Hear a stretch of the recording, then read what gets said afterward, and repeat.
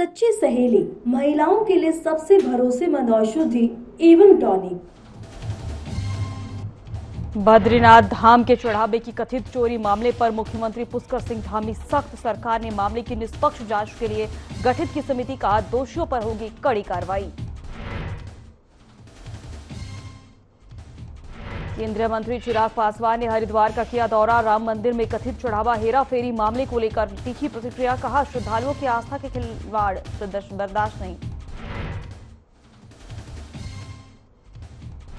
ऋषिकेश में पेड़ों की कटाई पर सामाजिक संगठनों का विरोध तेज। 4 लेन परियोजनाओं पर उठाए सवाल। संबंधित विभागों से पर्यावरण अनुकूल विकल्प अपनाने की मांग।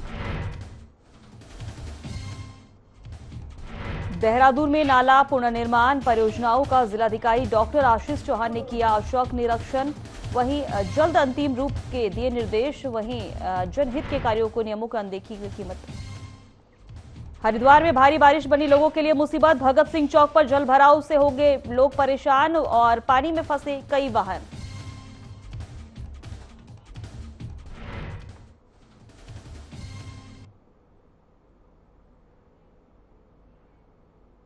नमस्कार, मैं हूं आपके साथ सोनम राय। बुलेटिन की शुरुआत करेंगे। मुख्यमंत्री पुष्कर सिंह धामी ने उत्तराखंड एसआईआर डायलॉग कार्यक्रम में उद्योग जगत के प्रतिनिधियों से राज्य के विकास में सहयोग की अपील की है।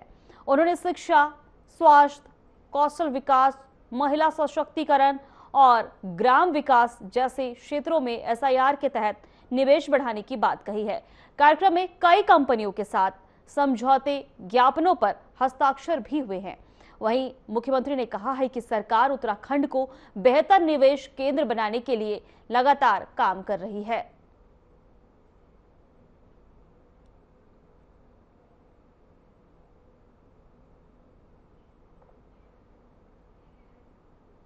देहरादून में मुख्यमंत्री पुष्कर सिंह धामी की अध्यक्षता में हुई कैबिनेट बैठक में 10 महत्वपूर्ण प्रस्तावों को मंजूरी दे दी गई है। आपको बता दें कि मुख्यमंत्री के अपर सचिव बंशीधर तिवारी ने फैसलों की जानकारी देते हुए बताया है कि पिथौरागढ़ में नन्ही परी संस्थान को भूमि आवंटन, तकनीकी विश्वविद्यालय के इंजीनियरिंग कॉलेज के लिए भूमि हस्तांतरण और रिवर राफ्टिंग एवं कायाकिंग नियमावली 2026 को मंजूरी दी गई है। इसके अलावा पीएम पोषण योजना के तहत मिड डे मील व्यवस्था, कर्मचारियों को 7वें वेतन आयोग का लाभ, विदेश रोजगार प्रकोष्ठ के लिए नए पदों का सृजन और ऑडिट प्रकोष्ठ गठन को भी हरी झंडी मिली है। वहीं वित्तीय वर्ष 2027-28 से मदरसा बोर्ड के बजट मद को समाप्त करने का निर्णय भी लिया गया है।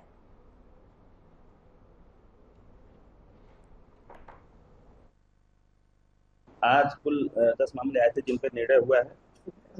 पहला है पिथौरागढ़ में नन्ही परी सीमांत प्रौद्योगिकी संस्थान, पिथौरागढ़ मणपुरा में निर्माणाधीन संस्थान के आसपास की भूमि संस्थान को हस्तांतरण करने के लिए सहकारिता विभाग, उत्तराखंड शासन, उत्तराखंड राज्य भंडारण निगम के नियमित कार्मिकों को 7वें वेतनमान का लाभ दिए जाने के संबंध में कुंभ मेला 2007 हरिद्वार की जो समवर्ती लेखा परीक्षा यानी ऑडिट हेतु पदों का सृजन करने का प्रस्ताव माननीय मंत्रिमंडल के समक्ष आया था। इसमें 2 पदों का सृजन किया गया है, एक वरिष्ठ लेखा परीक्षा अधिकारी महालेखाकार कार्यालय से और एक तकनीकी विशेषज्ञ।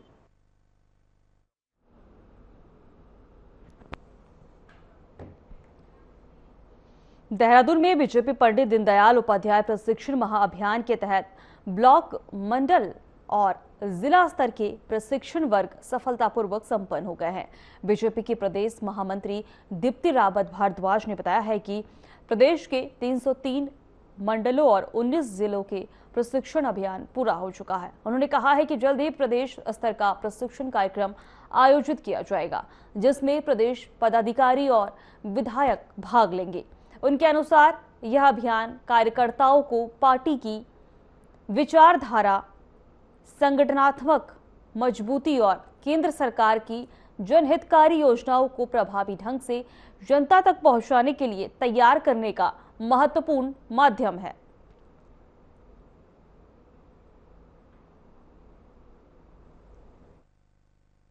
अभी हमारे पूरे प्रदेश में हमारे 300 3 मंडलों में प्रशिक्षण संपूर्ण हुए। हमारे 19 के 19 जिलों में हमने प्रशिक्षण संपूर्ण किया है और उसके साथ साथ अब जो प्रदेश का प्रशिक्षण है वो भी जल्द होने जा रहा है। तो प्रदेश के प्रशिक्षण में जो हमारी प्रदेश की पूरी टीम है वो उसमें रहेगी और विधायकगण भी उनका भी प्रशिक्षण होना है और ऐसे करके एक प्रशिक्षण जल्दी उसकी तारीख भी तय होनी है। संभवतः वो इसी महीने जुलाई के महीने में होगा, लेकिन अभी तारीख उसकी तय होना बाकी है और स्थान कि कहाँ होने वाला है।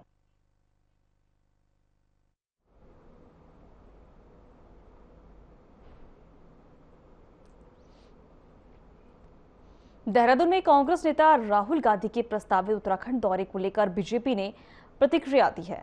वहीं उन्होंने प्रतिक्रिया में कहा है कि बीजेपी के प्रदेश मीडिया प्रभारी मनवीर चौहान ने उत्तराखंड देवभूमि है और यहां आने वाले सभी नेताओं का स्वागत है। उन्होंने यह भी कहा है कि छात्र युवाओं की आड़ में राजनीति करने या भ्रम फैलाने की कोशिश सफल नहीं होगी। मनवीर चौहान ने दावा किया है कि उत्तराखंड की जनता ने पहले भी कांग्रेस को नकारा है और आगामी 2027 विधानसभा चुनाव में भी भाजपा के साथ खड़ी रहेगी। उनके साथ उन्होंने कहा है कि बीजेपी विकास और जनहित के मुद्दों पर काम कर रही है और जनता का विश्वास पार्टी के साथ बना हुआ है।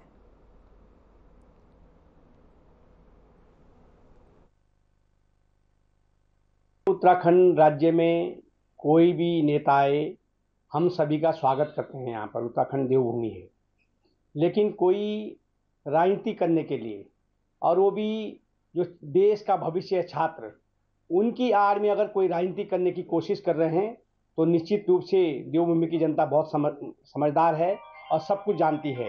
उत्तराखंड की जनता ने कांग्रेस को पहले भी कई बार सबक सिखाया है और 2027 के चुनाव में तीसरी बार भारतीय जनता पार्टी के साथ उत्तराखंड की जनता खड़ी है और कांग्रेस पार्टी को फिर मुंह की खानी पड़ेगी।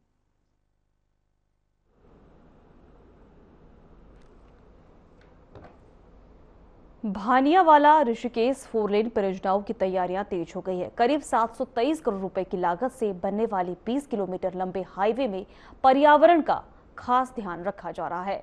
परियोजनाओं के दौरान पेड़ों की कटाई कम करने के लिए 754 पेड़ों का प्रत्यारोपण किया जाएगा।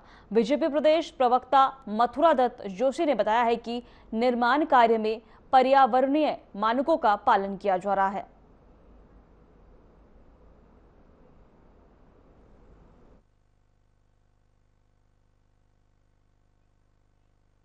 भानियावाला ऋषिकेश जो मोटर मार्ग है, 4 लेन का मोटर मार्ग है, उसके निर्माण में पेड़ों के कटान की बात कही है। तो देखिए, जहाँ विकास होता है तो वहाँ पर कुछ न कुछ त्याग बलिदान भी होता है और जो भी उसमें कार्रवाई हो रही है वो पर्यावरणीय संतुलन को बनाए हुए रखते हुए और पर्यावरण मंत्रालय और वन मंत्रालय की अनुमति से वहाँ पर काम हो रहा है। और कि जिस तरह से ऋषिकेश और देहरादून के बीच में यात्रियों का दबाव है, यातायात का दबाव है, उसको देखते हुए भी वहाँ पर सड़क निर्माण करना जरूरी है। लेकिन सरकार का प्रयास है कि कम से कम वृक्षपातन हो और वहाँ पर एलिवेटेड रोड का निर्माण होगा, जिससे कि जो वन्य जीव हैं उनके आवागमन में भी दिक्कत न हो।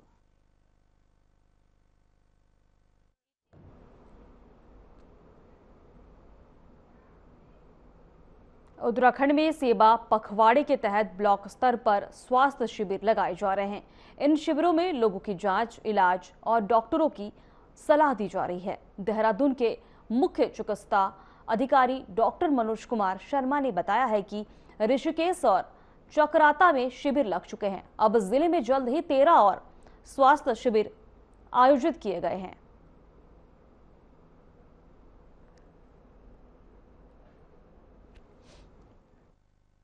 दो तरह के कैंप लगाने के निर्देश हमें मिले हैं, जिसमें एक तो जो एडमिनिस्ट्रेशन के द्वारा, प्रशासन के द्वारा जो सेवा पखवाड़ा बनाया जा रहा है, तो उसके अंतर्गत ब्लॉक लेवल पे जो है वो कैंप आयोजित किए जा रहे हैं। ये कैंप जो है वो हमारे जो वहाँ की जो लोकल जो टीम है, अस्पताल में जो भी हमारी सेवाएं उपलब्ध हैं उनके माध्यम से वहाँ पे लगाए जा रहे हैं। इसका मेन मकसद जो वहाँ पे लोग आ रहे हैं मेला में, उनको उपचार प्रदान करने के साथ साथ लोगों में जागरूकता लाना स्वास्थ्य सेवाओं के बारे में, वो ज़्यादा इसका उद्देश्य है। दूसरे जो कैंप लगाए जा रहे हैं वो स्पेशलिस्ट कैंप लगाए जा रहे हैं, जो कि पूरे जिले में 6 कैंप लगाए जाएंगे और एक कैंप हेल्थ फैसिलिटी में ही वो लगाए जाएंगे अलग अलग तिथियों पे। और एक कैंप जैसे कि निर्देश मिले हैं कि ये 3 दिन तक चलेंगे।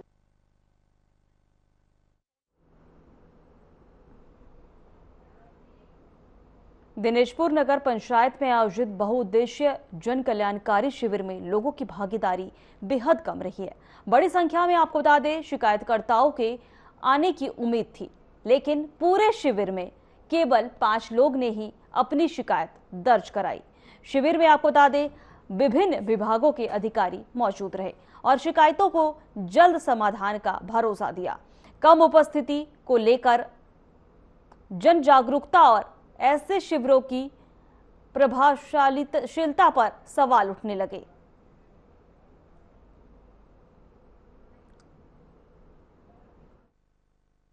जन जन की सरकार, जन जन के द्वार। उत्तराखंड के यशस्वी मुख्यमंत्री आदरणीय पुष्कर सिंह धामी जी, जिनका मुख्यमंत्री के रूप में, जनसेवक के रूप में सबसे लंबा कार्यकाल इस उत्तराखंड में हुआ है।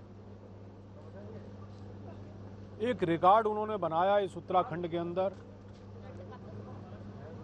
ये रिकॉर्ड सिर्फ दायित्व या जिम्मेदारी संभालने का नहीं है, ये रिकॉर्ड इस उत्तराखंड में विकास की गंगा को बहाने का है।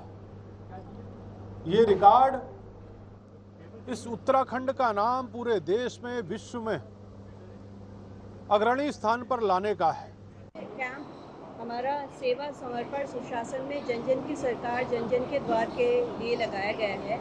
इस कैंप में आप देखना चाहेंगे कि 25 विभाग लगभग यहाँ पर उपस्थित हुए हैं और इन 25 विभागों में जनता को होने वाली सभी समस्याएं या उनको केंद्र सरकार और राज्य सरकार की सभी योजनाओं से उनको अवगत कराया जाएगा और लाभान्वित किया जाएगा। गवर्नमेंट का प्रयास है, अच्छा काम है, उसे अच्छा कहना चाहिए, अच्छी बात हो रही है। लेकिन जिस हिसाब से यहाँ लोग आना चाहिए था, लोग नहीं आ पाए हैं। अब इसके पीछे जो भी कारण रहा हो, हालांकि नगर पंचायत द्वारा प्रचार किया गया, माइक वगैरह घूमता रहा, लेकिन वो स्थिति स्पष्ट नहीं आ रही है, लोग अभी हिसाब से नहीं आ पाए हैं। तो कार्यक्रम का विस्तार जब हो, लोगों तक पहुंच पाएगा तो तब उसका फायदा है, नहीं तो ये कार्यक्रम खाली एक ढकोसला बन के रह जाएगा। पूरी जो गवर्नमेंट चाह रही है वो काम पूरा नहीं हो पाएगा। जन जन की सरकार, जन जन के द्वार,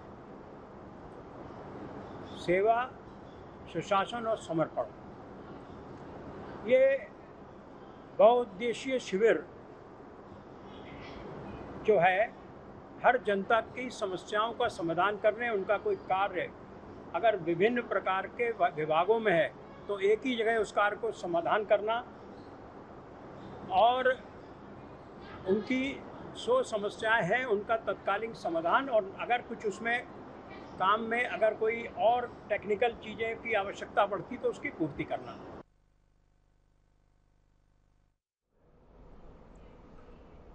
बद्रीनाथ धाम में चंदा चोरी के मामले में कांग्रेस विधायक लखपत सिंह बुटोला ने सरकार पर खूब सवाल उठाए हैं। उन्होंने मामले की निष्पक्ष जांच की मांग करते हुए दोषियों पर सख्त कार्रवाई होनी चाहिए, ये भी कहा है। बुटोला ने हाईकोर्ट के सिटिंग जज की निगरानी में जांच कराने की मांग की है। उन्होंने कहा है कि चारधाम जैसे आस्था केंद्र में हुई घटना से श्रद्धालुओं की भावना को ठेस पहुंचा है और प्रभावित हुई है।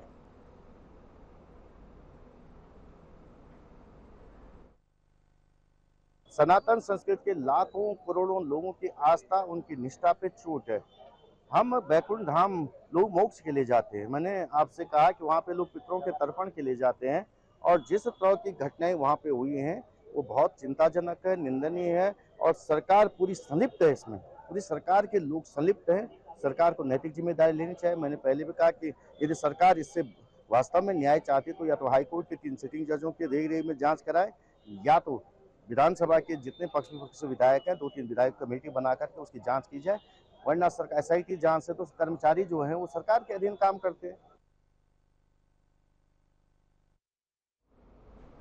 उत्तराखंड दौरे पर पहुंचे कांग्रेस के राष्ट्रीय महासचिव केसी वेणुगोपाल ने देहरादून में पार्टी नेताओं और विधायकों के साथ बैठक की है। इस दौरान आगामी विधानसभा चुनाव, बूथ स्तर की तैयारियों और जनसंपर्क अभियान पर चर्चा हुई है। बद्रीनाथ विधायक लखपत सिंह बौटाला ने बताया है कि राष्ट्रीय नेतृत्व ने संगठन को मजबूत करने पर जोर दिया है। चक्राता विधायक प्रीतम सिंह ने कहा है कि दौरे से कार्यकर्ताओं में नई ऊर्जा आई है और कांग्रेस चुनाव की तैयारियों में जुट गई है।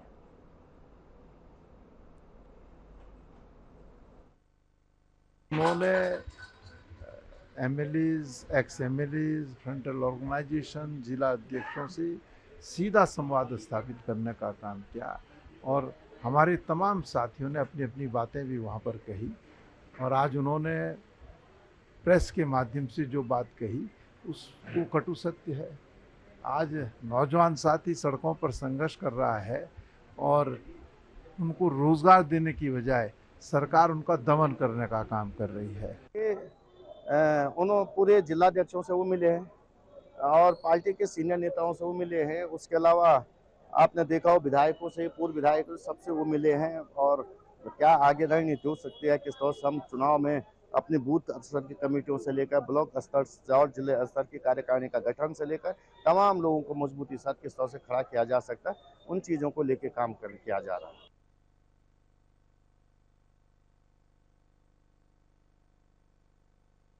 पौड़ी के मूल निवासी उद्योगपति इंद्रजीत सिंह नेगी ने जनसहयोग के माध्यम से जिले के विकास का संकल्प लिया है। उन्होंने बताया है कि संस्था ईशा फाउंडेशन शिक्षा और स्वास्थ्य के क्षेत्र में लगातार कार्य कर रही है।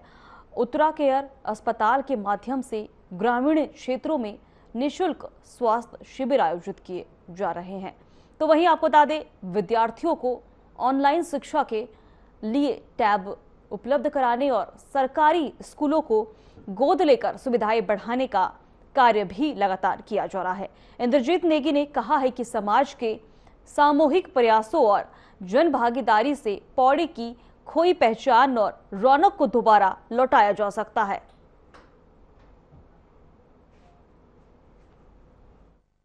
मेरा ऐसा मानना है कि हमारे जो स्टेट है उसमें दो बहुत इंपॉर्टेंट एस्पेक्ट हैं जिसमें हमको काम करना चाहिए। एक है एजुकेशन, दूसरा है स्वास्थ्य। स्वास्थ्य में हमारा ऐसा मानना है कि अगर हम हमारे जो डिस्ट्रिक्ट है, जैसे डिस्ट्रिक्ट पौड़ी है फॉर एग्जांपल, जहाँ पे अभी हम हैं, अगर वहाँ पे हमारे पास एक बेसिक सेटअप हो जिससे हमारे पेशेंट को बाहर न जाना पड़े, उसके लिए हमने 6 स्पेशलिटी के स्पेशलिस्ट यहाँ पे अवेलेबल करवाए हैं। जैसे मेडिसिन है, सर्जरी है, गायनी है, पीडिया है, डेंटल है। उसके अलावा हमारे यहाँ पे अल्ट्रासाउंड है, एक्सरे है, लैब है, अपना फार्मेसी है, डे केयर है और हमारा जो इन पेशेंट डिपार्टमेंट है वहाँ पे हमारा ऑपरेशन थिएटर है। उसके अलावा हमारा इमरजेंसी रूम है, उसके अलावा आईसीयू है और न्यूनेटल केयर के भी दो यूनिट है। तो यहाँ पे जो बेसिक जो ऑपरेशन है और ओपीडी सर्विसेज वो सब सिटी में अवेलेबल है।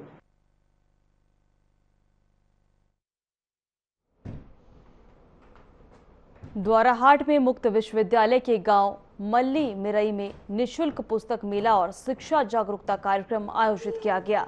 आपको बता दें कि कार्यक्रम में विद्यार्थियों और ग्रामीणों को पाठ्यक्रमों और प्रवेश पत्र की जानकारी दी गई। इस दौरान मुफ्त किताबें भी बांटी गई। वहीं ऑनलाइन प्रवेश 1 जुलाई से शुरू हो चुके हैं और विद्यार्थियों का फीस में नियमानुसार छूट दी जा रही है।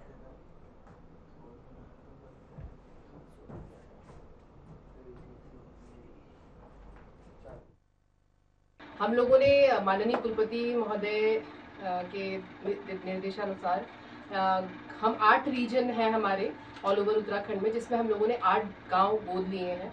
उनमें से हमने हर गांव में एक उच्च शिक्षा से संबंधित एक जागरूकता कार्यक्रम शुरू किया है। सिर्फ यही नहीं, गाँव में ही नहीं, ऑल ओवर उत्तराखंड में हमारा ये प्रचार प्रसार का कार्यक्रम चल रहा है। गाँव गोद लेने का बेसिकली ये है कि हम इस गांव में जो मल्ली मिरई हमने लिया है गांव, इसकी जनसंख्या, जैसा कि सर से भी मेरी बात हो रही थी यहाँ पे, तो उन्होंने बताया कि पहला गांव है जिसको जनसंख्या के बेसिस पे, जहाँ पे अभी फिलहाल इस वक्त अभी पलायन जो है, वैसे तो पूरे उत्तराखंड में पलायन काफी है, लेकिन यहाँ पे थोड़ा पलायन, अब लोग वापस आ रहे हैं।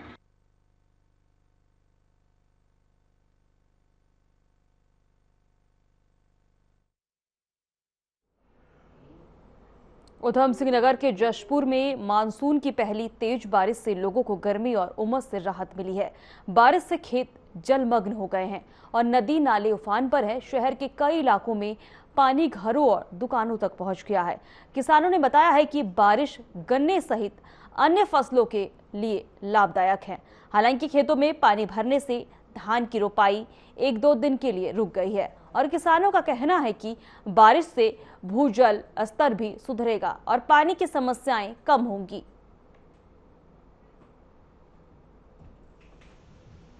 बरसात की जरूरत थी, बहुत टाइम हो गया था बरसात पड़ी नहीं थी, पर पड़ी बहुत है ज़्यादा।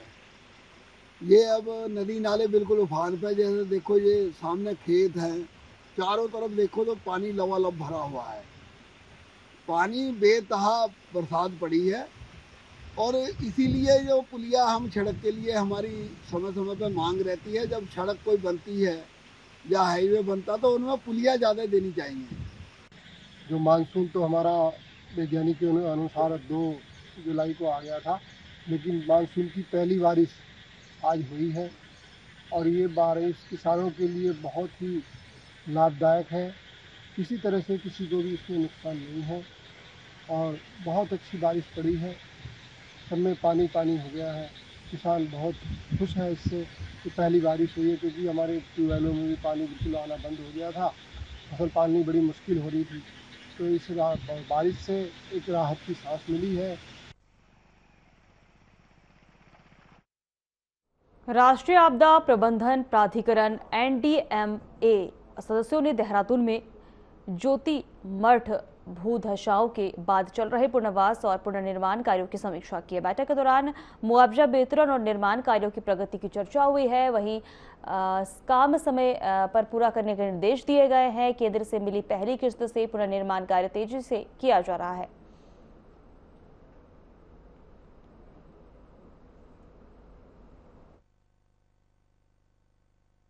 भारत सरकार द्वारा NDMA को और राज्यों को जो धनराशि दी गई है निर्माण कार्यों के लिए, रिकवरी रिकंस्ट्रक्शन के लिए, उसकी समीक्षा प्रारंभ की गई है। तो उसकी तैयारी बैठक कल NDMA के द्वारा की गई है हमारे साथ में, उत्तराखंड के साथ में। इसमें जोशीमठ के लिए जो हमको धनराशि मिली थी, जो स्वीकृति प्रदान की गई थी, उसके सापेक्ष 291 करोड़ रुपये हमको मिले थे, जिसमें टो प्रोटेक्शन वर्क था, स्लोप स्टेबलाइजेशन वर्क था, ड्रेनेज सिस्टम पे काम करना था और सीवरेज सिस्टम पे STP बनाने पे काम करना था। उन चारों के बारे में डिटेल में समीक्षा की है।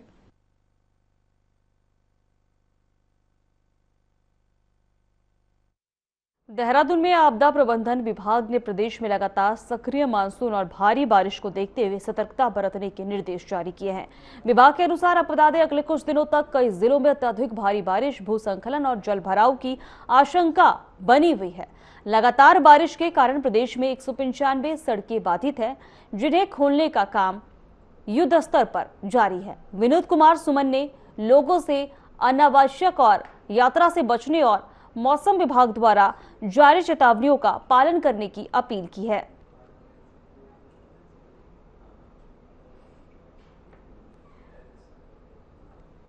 जिलाधिकारियों को SEOC के स्तर से लगातार निर्देश दिए जा रहे हैं और कल भी मेरे द्वारा जनपदों के साथ समीक्षा बैठक की गई थी, निर्देश दिए गए थे।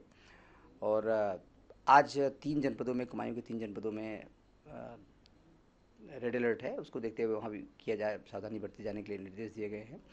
आज फिलहाल बहुत ज़्यादा वर्षा कहीं नहीं हुई है, 2-3 स्थानों को छोड़ के बहुत ज़्यादा वर्षा कहीं नहीं है। स्थिति सब जगह सामान्य बनी हुई है। अभी भी कोई चिंता की बात, खतरे की बात नहीं है। टीमें लगातार जहाँ पे आवश्यकता है वहाँ पे SDRF की टीम, NDRF की टीम, और जहाँ जहाँ आवश्यकता है, रास्ता बंद होने की संभावना होती है, वहाँ JCB मशीनें, मैन पावर डिप्लॉय किए गए हैं।